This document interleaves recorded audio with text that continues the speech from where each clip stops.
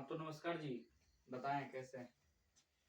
तो बच्चे हम लोग क्षेत्रमिति चैप्टर की बात कर रहे थे, है ना। और सब मतलब नंबर को हम लोग पढ़ लिए हैं और अपना YouTube channel genius online classes नाम करके हम चैनल पे डाल दिए हैं। तो आज हम लोग बात करेंगे बच्चे, प्रश्न छठा पढ़ेंगे। कितना नंबर? प्रश्न छठा पढ़ेंगे। देखिए प्रश्न छठा हमको क्या कह रहा है, दवा क्या है, दवा का एक कैप्सूल, यानी कि दवा का एक कैप्सूल है बच्चे। क्या है? दवा है और वह कैप्सूल मतलब जैसा है, एक बेलन के आकार का है। यानी कि वह जो कैप्सूल है बच्चे किस आकार का है? बेलन के आकार। सबसे पहले हम लोग ने यहाँ क्या करेंगे बच्चे, आंख कान बंद करके बेलन को बना लेंगे। इस टाइप का है बच्चे। क्या है? इस टाइप का है। समझ में आ गया?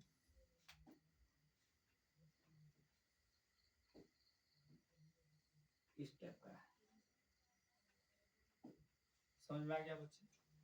यानी कि ये जो कैप्सूल है एक बेलन के आकार का है, जिसके दोनों सिरों पर एक एक अर्धगोला लगा, यानी दोनों सिरों पर, दोनों माथे में इसका, यानी इधर से भी, है ना, और इधर से भी क्या लगा बच्चे? अर्धगोला लगा है। क्लियर है? उसके बाद अर्धगोला लगा हुआ है। देखिए आकृति इतना, यहाँ तो आकृति कुछ अजीब मतलब गजब ढंग की है बच्चे, है ना। तो हमको जो हिसाब कह रहा था, हिसाब के जो उचित आधार पर जो फिगर होती है यह इस तरह से होता है। ठीक है, इस तरह से। यानी कि एक बेलन था जो कि हमने यहाँ बनाया है ना। और इस बेलन के दोनों सिरों पर, दोनों छोर पर, है ना, क्या लगा दिया गया बच्चे? अर्धगोले को लगा दिया है। क्लियर है?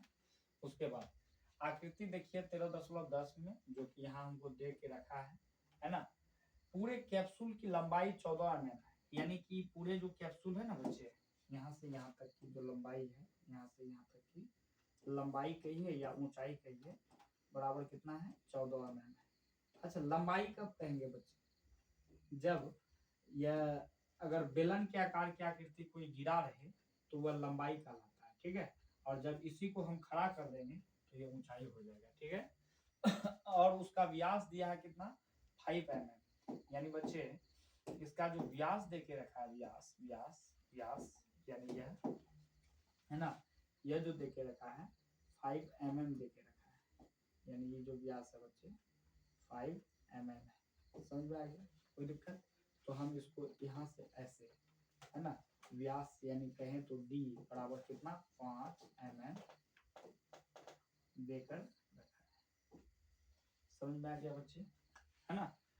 अब कहने का मतलब है कि यह जो आकृति है ना, इस टाइप से ऐसे, है ना, इस टाइप से ऐसे और इस टाइप से ऐसे, इस आकार की है ना। यानी इसका कुल ऊंचाई जो 14 mm है और उसका जो व्यास है कितना? 5 mm का है। समझ में आ गया बच्चे? उसके बाद बोलता है इसका पृष्ठीय क्षेत्रफल। इसका क्या ज्ञात करना है बच्चे? पृष्ठीय क्षेत्रफल हमको क्या करना है? ज्ञात करना है। सबसे पहले हमको दे रखा है बच्चे क्या? कैप्सूल का व्यास क्या दिया है? कैप्सूल का व्यास। तो हमने यहाँ 6 नंबर लिख देंगे, है ना। लिखेंगे कैप्सूल का व्यास, है ना, यानी डी बराबर दिया है प्यारे बच्चे कितना? 5 mm। समझ में आ गया? उसके बाद इससे क्या मालूम करते हैं बच्चे हम? त्रिज्या। तो त्रिज्या का सूत्र R बराबर क्या होता है? D बटे 2।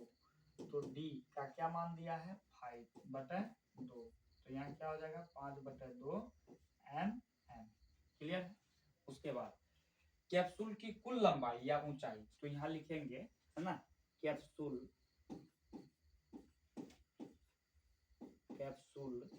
की, है ना, कुल ऊंचाई क्या हो गया बच्चे? कैप्सूल की कुल ऊंचाई। यहाँ तक समझ में आ गया ना। तो h बराबर क्या हो जाएगा बच्चे, है ना। कैप्सूल की ऊंचाई हमको दे के रखा है टोटल 14 mm। तो हम यहाँ लिख सकते हैं बच्चे 14 mm। समझ में आ गया? कोई दिक्कत? अब हम लोग थोड़ा सा यहाँ डिस्कस कर लेते हैं बच्चे। हमने बताए हैं कि 13 अध्याय में 13.1 में अक्सर कौन सा सूत्र लगता है?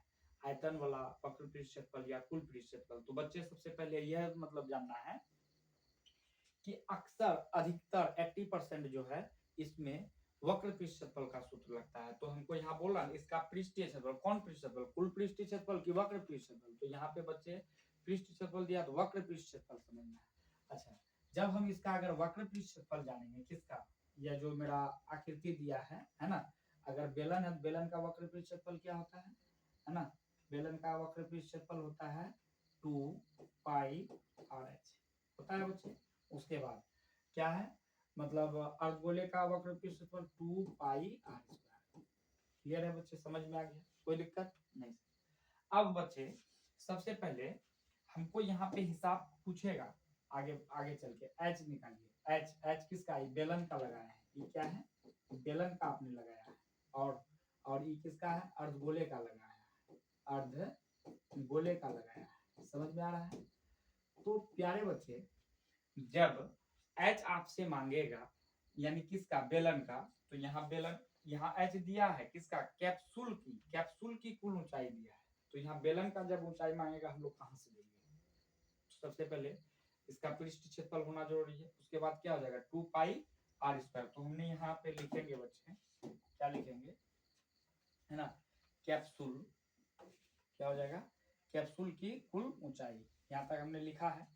सबसे पहले अब हमको निकालना पड़ेगा किसका ऊंचाई, बेलन की। तो यहाँ लिखेंगे बेलन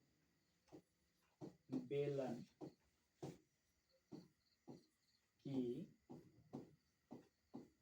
ऊंचाई। समझ में आ गया बच्चे, बेलन की ऊंचाई। तो बेलन की ऊंचाई को निकालने के लिए बच्चे हमको क्या करना होगा, सबसे पहले है ना, ये वो काम यहाँ पे थोड़ा सा हम लोग कर देते हैं। बेलन की ऊंचाई निकालने से पहले कर दे, कर दीजिए।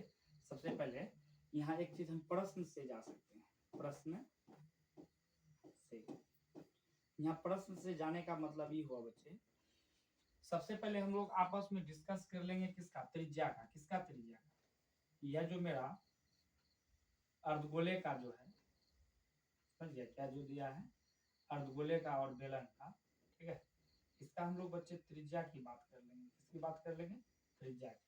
तो सबसे पहले प्रश्न से यहाँ लिख देते हैं, है ना, कि बेलन की जो त्रिज्या है, बेलन की त्रिज्या यानी R बराबर है किसके, अर्धगोले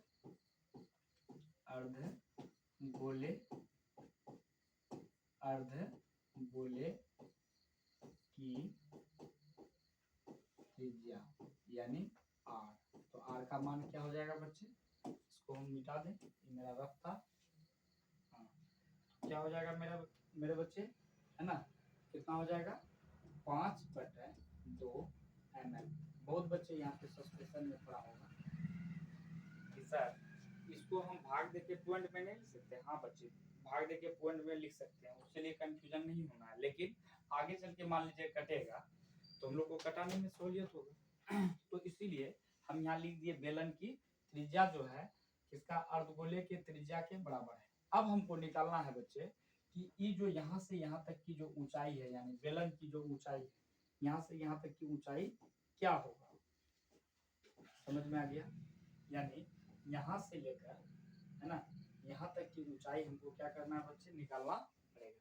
तो यहाँ से यहाँ तक की ऊंचाई को निकालने के लिए बच्चे क्या करेंगे, कि टोटल में क्या करेंगे, दोनों अर्धगोले की त्रिज्या घटा देंगे। तो यहाँ लिखेंगे, है ना, इसीलिए किसका,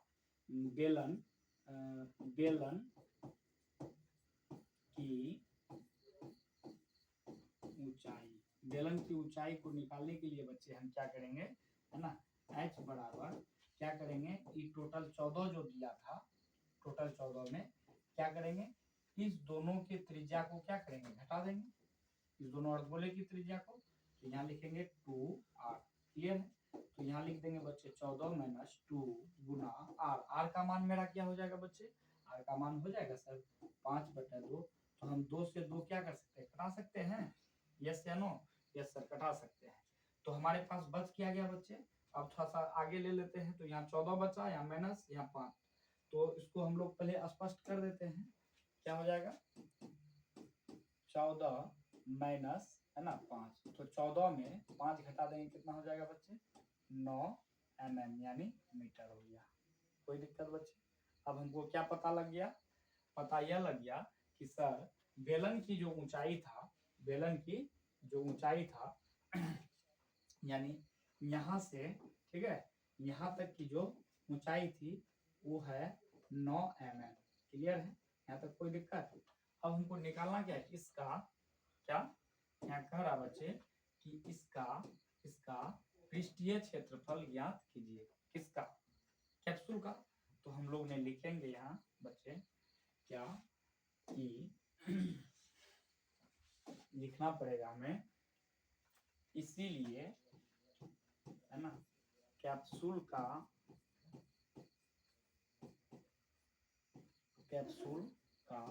कौन सा पृष्ठ क्षेत्रफल? वक्र पृष्ठ क्षेत्रफल।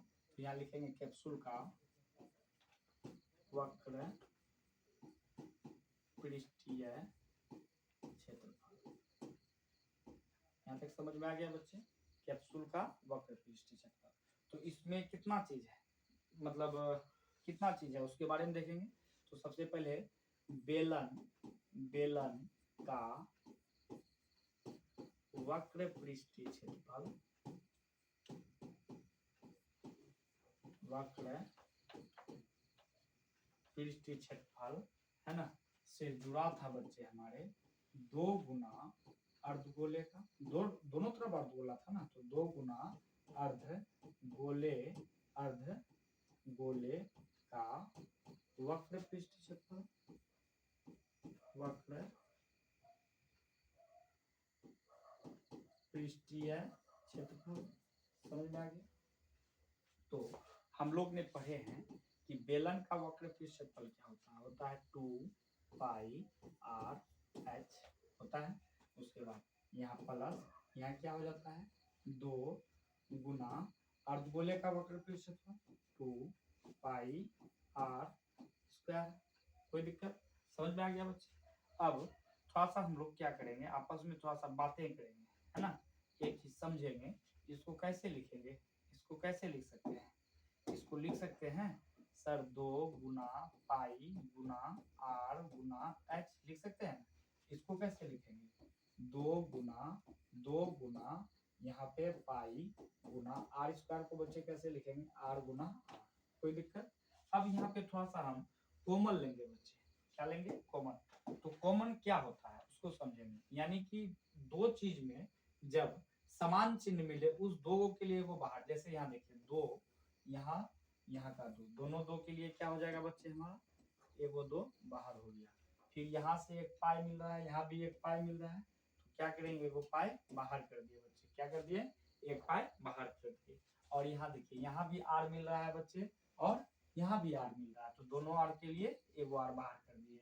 अब देखिए कुछ मिल रहा है, यहाँ h है, वहाँ h भी नहीं है ना। यहाँ पे क्या बचा बच्चे 2 और r बचा, तो 2r यहाँ है ही नहीं। तो अब जो बच गया यहाँ से क्या बच गया h बच गया प्लस यहाँ क्या बच गया बच्चे 2 गुना r। ये चीज क्या हो गया बच गया, यहाँ पे हमने क्या कर दिया लिख दिया। तो यहाँ बराबर लिख दिए बच्चे। यहाँ पे लिखेंगे 2 है ना गुना पाई का मान कितना होता है 22/7 गुना r मांग रहा है बच्चे r। तो r किस मतलब दोनों का r समान था। r जो है मेरे हिसाब में दोनों का क्या था, समान था। क्या था? समान था। पहले हम देखें कहाँ है समान। देखिए यहाँ पे लिखा गया है कि बेलन की जो त्रिज्या है जितना बराबर है अर्धगोले के त्रिज्या का, यानी कि इसका दोनों का कितना 5/2 है। तो इसीलिए दोनों का r में हम लोग ने क्या करेंगे बच्चे लिख सकते हैं क्या 5/2। यहाँ भी हम भर सकते हैं ना 5/2। ब्रैकेट हो गया बच्चे। h का मान क्या है h हमारा बोल रहा है, तो हमारा h का मान क्या है बच्चे, तो h किसका बेलन की ऊंचाई, तो h तो हम लोग ने यहाँ निकाले हैं कितना 9 प्लस 2 गुना, अब यहाँ r मांग रहा है बच्चे, r का मान तो हम निकाले थे 5/2। अब इसको हम क्या कर सकते हैं कटा सकते हैं, कितना से 2 से 11 बार में हो गया बच्चे। कोई दिक्कत? अब यहाँ क्या करेंगे है ना बराबर 2 गुना 11 पचे 55 बटा कितना हो जाएगा बच्चे 7 हो गया है ना। ये 2 से 2 क्या हो गया कट गया, ब्रैकेट लिख दिए। यहाँ पे क्या लिख देंगे बच्चे 9 प्लस यहाँ क्या हो गया 5, समझ में आ गया कोई दिक्कत। अब हम लोग आगे बढ़ेंगे तो इसको 2 से गुना 55 में करेंगे बच्चे कितना हो जाएगा 110। तो हमने यहाँ लिख सकते हैं बराबर 110 बटा 7। और जैसे ही दोनों को जोड़ेंगे ब्रैकेट खुल जाएगा, ब्रैकेट गुना बन जाएगा। तो 9 और 5 कितना हो जाएगा 14। तो इसको कटाएंगे बच्चे 7 से तो 2 बार में कटेगा। तो यहाँ कितना हो जाएगा 110 गुना 2 हो जाएगा। इसको जब गुना करेंगे बच्चे तो कितना हो जाएगा 220 mm मिलीमीटर स्क्वायर हो गया बच्चे। इस चीज को मिलीमीटर स्क्वायर को भूलना नहीं है, अगर भूलिएगा तो 1 नंबर कट जाएगा। तो बच्चे ये हम समझाने के लिए लिखे हैं, और वहाँ एग्जाम में आप सबको ये समझाने देना है, न तो बस नंबर भी समझाने के ही अनुसार मिलेगा। तो मैं उम्मीद करता हूँ बच्चे कि आप सबको यहाँ तक अच्छे से समझ में आ गया होगा। सबसे पहले आप सबको एक बार स्क्रीनशॉट लेने की मौका हम दे देते हैं। एक बार सबसे पहले आप सब यहाँ से स्क्रीनशॉट ले लें, और उसके बाद अगला कहाँ है, यहाँ से स्क्रीनशॉट एक बार ले ले बच्चे। और इतना आज के लिए इतना ही, जय हिंद।